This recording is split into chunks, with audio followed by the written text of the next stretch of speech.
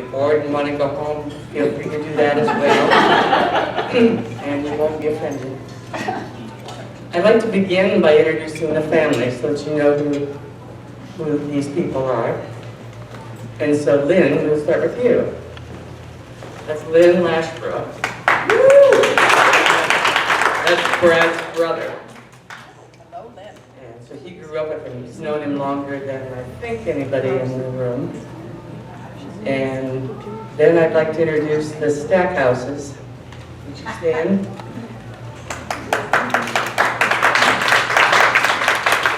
Brad's daughter Wendy and her sons Liam and Hayden.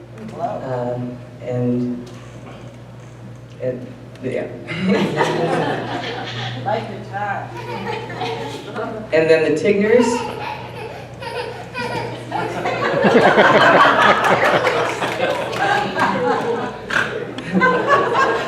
This is Niki, our daughter, and her husband Kenneth, and their son Jimmy. Bow, Jimmy. Can you bow? Oh. Okay. And the Cromwells. I'm here. Oh, and the rest of them too. They're over there. Can you stand up? So,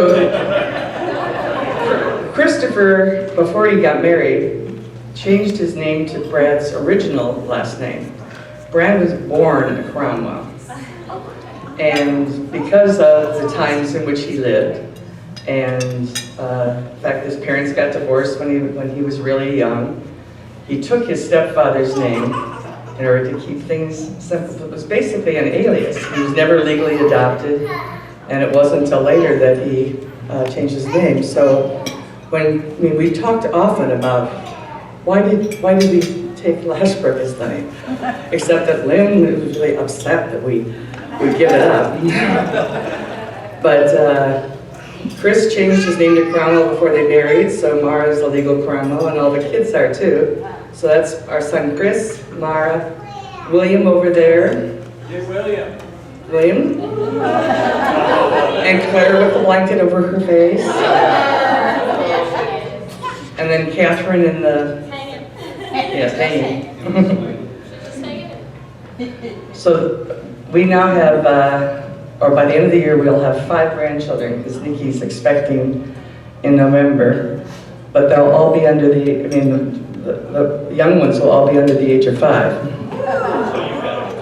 Yes. On the East Coast. She calls me Grandma Belle, that's what she was saying. And so we'd like to have you share some stories, but before we get started on that, I want to share a little story of mine. Brad and I were married for 44 years, and Brad was 13 years older than me. And the place where that made the most difference was in our taste for music. His music was music of the 50s. And he loved Broadway musicals, and he loved MGM musicals, and he loved Michael Feinstein and Frank Sinatra and Cole Porter, and a lot of it is what are, I guess, called romantic ballads. And when Rod Stewart started coming out with the American Songbook, he bought all of that collection and listened to those too, and he loved those. And whereas I was more of the rock generation, and he learned to tolerate some of it at least, and indulge me in my Dylan obsession. Yes. But we about 5 or 6 years ago, there was a Freedom of Speech tour with Crosby, Stills, Nash and Young, that some of you might have seen. But it was basically Neil Young's album, anti-war album. And we bought tickets and went, and I was enjoying the concert. And when the intermission came, Brad says, "I want to go home." And I says, "I'm not going home. I have the keys." So he said, well, I'll wait for you. So he went out in the mezzanine and waited through all this the rest of the concert. And then we drove home, and we didn't talk on the way home. And we really didn't talk until the next morning. And I said, what was that all about? And then he started explaining he didn't like anti-war music. Oh. And the more we discussed it, I began to realize this is, we've been married at least 40 years by this time, and I didn't know. And, but I should have in some way. He loved patriotic music. I mean, the 4th of July concerts that are coming up at the Capitol, he would watch those diligently to make sure he knew when they were going to be showing. And he would get teary-eyed over all these patriotic songs. And maybe that's a product of being born during the war, or before the war, really. But growing up during World War II and all the patriotic music that was around. But his favorite music there are patriotic songs, romantic songs, and musicals. And so a lot of the selection of music that we've got in the background that you'll hear off and on is based on those songs that he liked best. And I'm going to have his daughter Wendy, who is a musical theater graduate from the University of Minnesota. I'm going to have her sing one of Brad's, maybe his theme song. I always thought this is his theme song when I was there. So. Do you need a microphone? No, I think so. No. I've been thinking, of course, a lot about Brad and the influence he had on me, and one of the biggest influences, of course, was surrounding me all my growing up with musical theater songs, and introducing me to Rodgers and Hart, which was a little before the Rodgers and Hammerstein movie musicals, but such wonderful songs, and Cole Porter, and Irving Berlin, and all the wonderful, wonderful music. And we always kept up with the new things together for many years. But this one was very special. So I apologize if I missed it. To dream the impossible dream, to fight the unbeatable foe, to bear with unbearable sorrow, to run where the brave dare not go, to right the unrightable wrong, to love pure and chaste from afar, to try when your arms are too weary, to reach the unreachable star.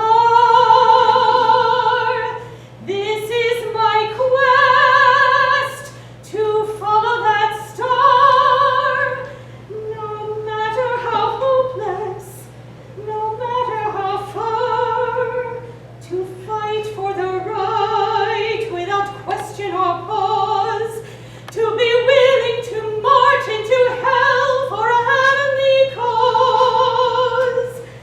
And I know if I only be true to this glorious quest, that my heart will lie peaceful and calm when I'm laid to my rest.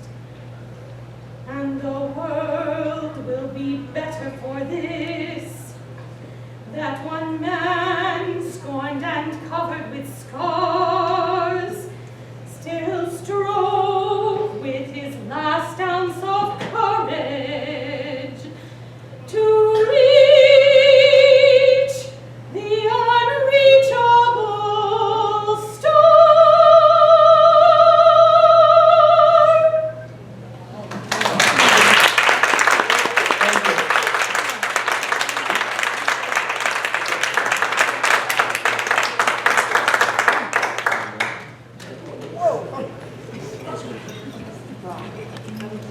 Okay, I'm the legal Lashbrook. I'm the one that I'm the one that's got the real name, and like Velma said, at 13 years difference, Brad was 13 years older than me, so when he was 13, I came home, and when I was 5, he left. He left me on the farm, and he sent me, at Michigan State, sent me a white hooded Michigan State jersey back in the Duffy Doherty days, and I wore that. You don't know me, but I am a professor of 46 years, so I think that Brad had an influence on my life. And Velma, when they married, they make sure you come back to Kansas City. And the reason it's emotional to me, because we had an incredible mom, Brad and I did, and we had a crazy dad. Mine legally, he's a good guy, he was married 6 times. We used to have a rally Mother's Day. But, so Brad left the farm, and it was kind of a hostile situation, and he never returned, but he would come back, of course. And so I can only thank Velma and her beautiful family to keep us involved over the years. And as I meet all of you and I say, what gives you the right to be here, I realize that Brad had a huge influence on my life, and it probably didn't connect the dots until I came back and met you. Because I never visited his campuses, and he went to many campuses. I've taught at 16 different schools. I'm a rebel, in a sense. We may disagree politically, but I admire Brad's sense of humor, his wit, and he's just a fascinating brother. And even though we weren't very close physically, we're very close spiritually. And I give Velma a lot of credit for bringing that and keeping that together when my mom was alive. So Brad truly is not a half-brother, he's a full brother in my opinion.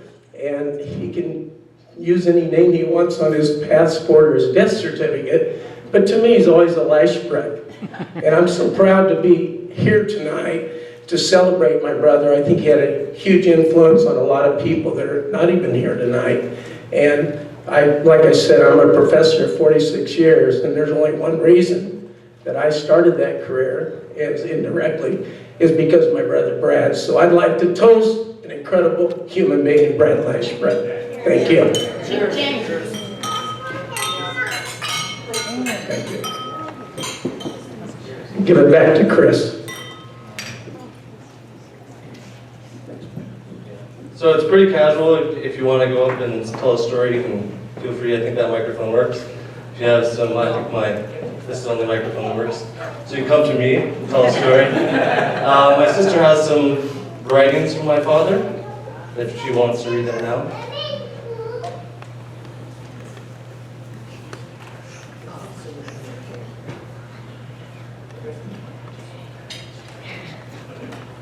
My dad had a tradition of sending me poems on holidays, and I'd like to share some of them with you.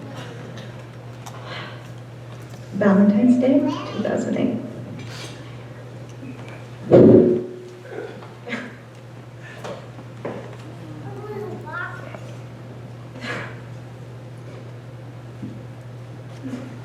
Okay. I would like to turn your papier-mâché dreams into real things. Yes, I would, if I knew that I could. I would like to take away your dream or your themes about crossing future awkward streams. Yes, I would, if I knew that I could. I would like to give you all the flavors of a life in gated measures. Yes, I would, if I knew that I could. But instead, I will wish you songs that you can remember about wisdom, grace, and much endeavor. Yes, I could. If I knew that I should. This one's from Easter 2012. Oh, I could write a sonnet about your Easter bonnet and of the way you're looking in the Easter parade. I still keep looking around the house that you are there. So that's my contribution.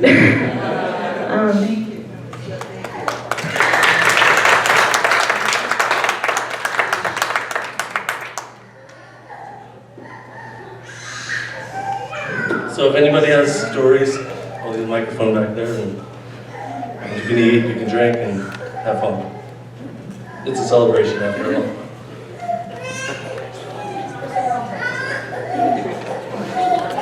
Hi, my name is Noreen Hoft, and I work today with Wilson Learning. Met Brad and Velma at Wilson Learning when I joined there in 1988, so I've known them for quite a long time. And like many of you, I had the opportunity to enjoy Brad's humor, but also his insights and the wonder in his mind. It seemed to me like Brad, at least when I interacted with him, was always in a state of wonder. You know, he was a researcher, but there was more to it than that, and I really just enjoyed talking with him. But one time I can remember being in the elevator in the Wilson Learning building, and Brad and I struck up a conversation for some reason about one of the leadership points of view that Wilson offers still today. And Brad, I think, had collaborated, and correct me if I'm wrong, Velma, but he collaborated with George Land on leadership management and that point of view. At least that's my recollection. Well, he did a lot with leadership management. I don't know how much George Land did. I guess I think you gotta go through it. Okay, so Brad, see, that's what I said, correct me if I'm wrong. Different Cubs every day. But the funny story was, he was telling me about his decision on recognition, which is that, you know, in order for leaders to be effective, they need to answer certain questions on people's mind, and, you know, one of them has to do with how well am I doing, and so you give them recognition. Well, apparently, Velma, did you and Brad bowl? Did you like to go bowling? Oh, yes. Yeah, so they were bowlers. So, as I said, Brad lived in this state of wonder all the time. So he said to me, and for some reason in the elevator, I can remember the elevator, that he had really, it had been an epiphany for him when they were bowling and they were getting to the end of the season. And it was time to give people recognition for how well their team did. He said people would much rather have a trophy than money. So, okay. But he was really talking about, and then he got into the conversation, we were talking about, you know, the concepts of intrinsic and extrinsic recognition, and that's where we got to the research stuff, and it went zip right over my head. But it's that constant state of wonder and just the places where he would find inspiration I always found to be fascinating and really enjoyable. So the other story is that I was an account manager, so I was a salesperson for Wilson, and one of the companies that I was working with early in my career was 3M. You all know about 3M, right? And they're headquartered over here in St. Paul. So they had a group of 50 scientific leaders, and they wanted us to come in for, I think, either a half a day or a day on leadership. But they absolutely insisted that the person who facilitated that session had to be an expert and must have a PhD. And that person was Brad. That's who I worked with. So he and I, you know, conducted our great discovery. And I remember they took us up to Wanawak, which is a 3M-owned resort up in northern Minnesota. So Brad and I went together, and we got to ride on their private jet, and, you know, all the world was a wonder for me, because I was like, wow, this is pretty cool. Thank you, Brad. And we got up there, and I began to see his humor and his strengths and his not so much strengths, because facilitation was not really one of them. I mean, he was good, he understood it. He was what? He was a performer, yes. So here's what the performer would do. So he would be making a point to these executives, and he would go down an aisle and he'd say, and he'd get in their faces. And I could really see the visceral reaction on people's part, like, whoa. Who is this guy? But he also did one of the exercises that we no longer use at Wilson, but it had a great insight called Boo Yay. Okay, so Velma, do you remember Bouye? Bouye was the exercise that taught how to give people feedback. And basically says that positive feedback is, you know, 10 times more powerful than negative feedback. Well, I mean, I wish I had it on tape, because it was hilarious to have him have these two people work through an exercise around the room where I think the idea was you hide something and then they have to go find it. And the audience basically gives them feedback. As they're going in the wrong direction, they'll go boo, boo. then when they go in the right direction, they do yay. Anyway, the bottom line is it was positive, and it was hilarious. And it's one of my favorite experiences with Brad is going to Wanawalk with 3M to deliver that leadership program. He's a wonderful man. Really enjoyed, the things he did at Wilson to help us really enjoy and have fun. Wilson Learning Fun is very important. I remember one year we had a facilitators conference. Suzy or Joe, you may remember this one. Oh, St. Olaf. That was a nightmare. It was a hostage crisis. The one I remember is where he went back into his office and you could call his extension and he would respond to you in one of the 4 social styles. And people would call, and the next thing you know, they would just be laughing hysterically.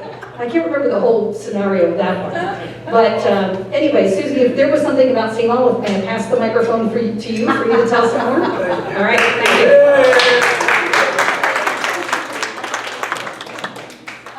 So, gosh, this is years ago now, maybe 20 years ago. I worked with Brad and Velma at Wilson Learning for 30 years, and we had a facilitator conference at St. Olaf University, which is down the road here in Northfield.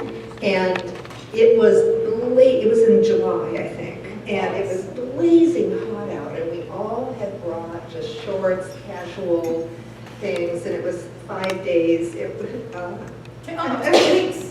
2 weeks. It was 2 weeks long. Okay. And, Like 10 days, 2 weeks. but it wasn't a hostage situation. Oh, yes. I felt we called ask before. So anyway, Brad, the purpose of this was to educate the sales force and the facilitator group and train us facilitators in new programs that were coming out. And I can't exactly remember what it was Brad was sharing with us, but he was the trainer for one of the new programs. And it was freezing in the university. And so we were in some basement room where we had to meet like at 7 a.m. to be trained on, I don't know, maybe signature service, a customer service program or something. And Brad showed up in his bathrobe. Because we didn't have any warm clothes. And he had Bermuda shorts under his terry cloth bathrobe.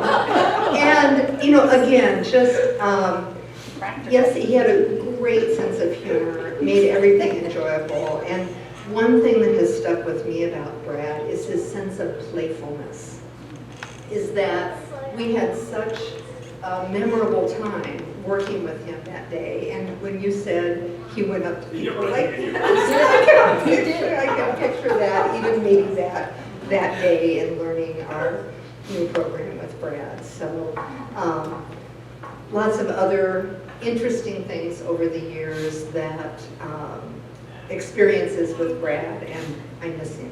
So who would like to?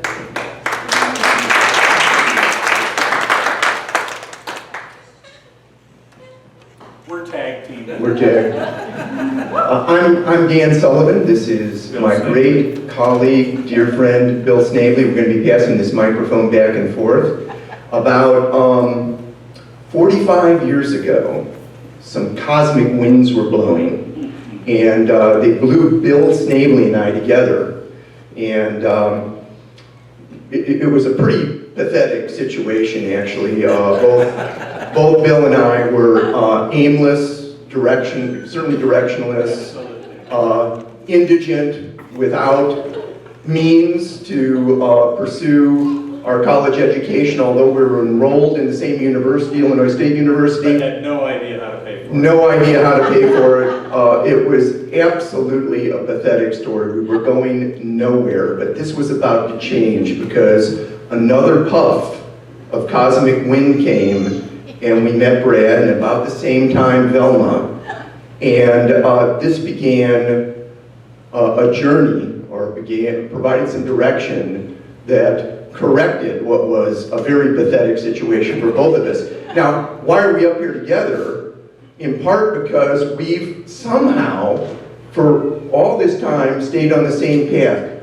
Both have degrees from Illinois State University. Both have degrees from West Virginia University. Both have degrees from University of Nebraska. And both of us profoundly affected by Brad Lashbrook. Brad was, he was so subtle. And so when we were undergrads, he said, so you're going to get your master's.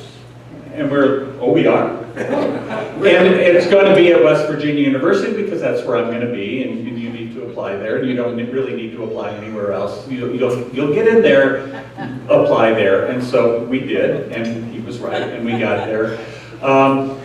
I think both Dan and I, in many ways, credit our entire career in many ways to Brad, because at West Virginia University, he just plucked us out and rescued us from a very toxic situation. Without going into too much detail, there was one professor that we went there thinking we already knew him, and so he was the chair of the department, and we thought, well, and we know Brad, and Buddy Wheelis, we already knew him, but we didn't know this other guy, so what I decided was I would choose him to be my chair. So for the whole time I was there, this guy thought that I was a spy for McCroskey. McCroskey thought I was a traitor, and I didn't. And that's why we hate him. Anyway, so in that moment, I really thought, okay, this is ridiculous. We're being pawns in this game that these people are playing. I'm done. And I think I'm going to quit. And Brad just plucked me out. And he said, Bill. Always tells me, he said, Bill, we didn't bring you here to have a good time. In fact, he said that to us so many times that now I'm a professor at San Diego State University, and whenever my grad students start whining, I go, well, we didn't bring you here to have a good time. Well, as you can see, we really were pathetic. And Brad played many, many roles in my life, our lives, and I'd just like to touch on a few of them. First, as teacher. Until I had a class with Brad in probability statistics, my favorite instructor was a fellow professor named Harvey Zeidenstein, who taught political science and specialized in the American presidency. Oh my. Thank goodness for Brad. And from the first moment, the first words out of his mouth was, I just glued on it. You're going to flip this coin, and what's the probability that it's going to come up heads? And of course, I couldn't figure this out because I knew there was a darn good chance it could land on its side. And Brad said, no, let's rule that out. Now, what's the chance you flip this coin, it's going to come up heads? And I don't know, maybe it's weighted or something, and it's going to come up heads more than, no, it's not weighted. And finally, after, many questionings, I got the answer right. Yeah, 50%, And, so, I said I was pathetic anyway. So, then I must say, at least for me and Bill, you were not far behind. I took 21 semester hours of coursework from Brad Lashbrook over my undergraduate and master's degree program. He was not involved directly in my instruction while we were pursuing the PhD. But as a teacher, Brad was a tower of power, not only for me, but for many of my colleagues, and Bill, I think for you too. He really was, and I want to give you one quick example of what a bizarre and wonderful teacher he was. So he taught us statistics in our graduate program, and for the final exam, he said, hey, you can bring whatever notes you want. No books, but you can bring all the notes that you want. And you can stay as long as you want.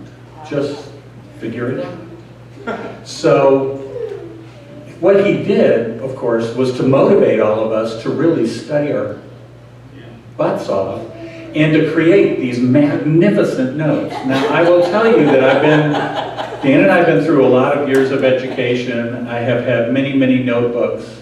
There's only one that I still have today, and that was from that class. Because by God, not only did I do all of the notes, but then I redid them alphabetically. I swear to you, that's what I did. And so, man, I just flipped right through that stuff, and I knew it, and I was out, but he brought donuts. And he stayed there, and some of our colleagues were there until like midnight. But Brad he said he'd stay there, and he said you could take as long as you wanted, and so by God, he was there and stuck with us the whole way. Wait a second. And the last person finished it. Jerry Sublette. Oh, it was Virginia. 3 a.m. 3 a.m. And by the way, he also, at the end of our master's program, said, so what are you going to do? And Dan said, I'm not sure. And I said, well, I'm not either. He says, well, you're going on for your PhD. And where are we going? You're going to Nebraska. So you both need to apply right now. So go ahead and apply, and don't apply anywhere else because you're going to Nebraska. Well, Bill just gave the examples for the second role. Now, we actually are kind of separated twins. We don't look alike, but the second role he played was mentorship, and exactly what Bill said. When I was floundering as an undergraduate, Brad guided me to the field of communication. I got the degree, didn't know what the heck I would do. Part of the pathetic part, right? Oh, you're going to West Virginia, only place I applied. Then, oh gosh, I have a master's degree now, isn't that cool? What do? You're going to go and get your PhD at University of Nebraska. I am. He was a master, just a master mentor as well, as a tower of power, as a teacher. The third role that Brad played, I think for both of us, I know for both of us, Bill, I would say his big brother. I was the oldest in my family of 4. I didn't have a big brother. And, you know, Brad fought my fights. He really did. He saved us. He saved us. More than once. You know, there were some turning points where things could have been ugly. And because of Brad, they weren't. Yeah, that's definitely the case. And as a matter of fact, when he was with us even in our doctoral program, and when we got there, he said, okay, here's the deal. I'm going to this place called Wilson Learning Corporation. And so... He said, what's that? What is that? And so he said, I'm working on this thing, and this thing is called social style. And so he talked us both into coming up with another one of our colleagues, John, and the 3 of us went through the trainer training for social